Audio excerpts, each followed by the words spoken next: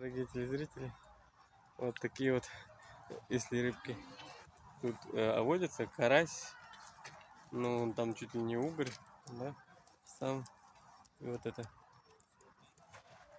Сейчас я еще переведу.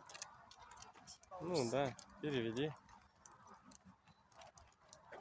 Просто. Фотка! Это все. Как будто не выспались. Да, потому что против солнца. Ну, так, технично. Нет перевод.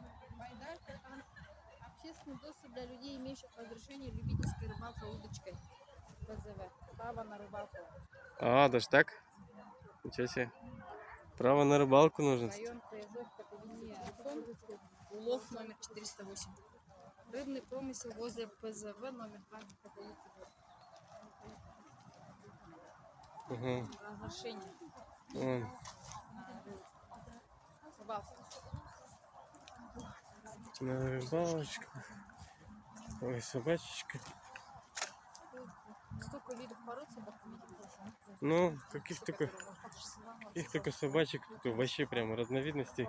Да, любители, как сказать, разных видов пород, они в парках прям гуляют с разными, и там, ну там соревнования, наверное, устраивают, или что мы тогда прям видели владельцев собак с толпами, собаками. Ну что тут должно с ними Да. делать? Люди шашлыки готовят, мұсылмандарға ұқсайды. Угу. Что? Дұрыс. Күшті. Аспосын дей салуға болады, анау отан қазаққа ұқсаған. Бізге де солай қараса алды ғой.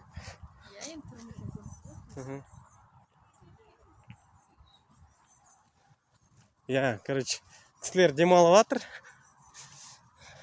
Шөптің үстінде жатыр. Ну, жата сал. Ну, не знаю. Содан кейін сүйреп жүресің бе? Сүйреп жүресің ба?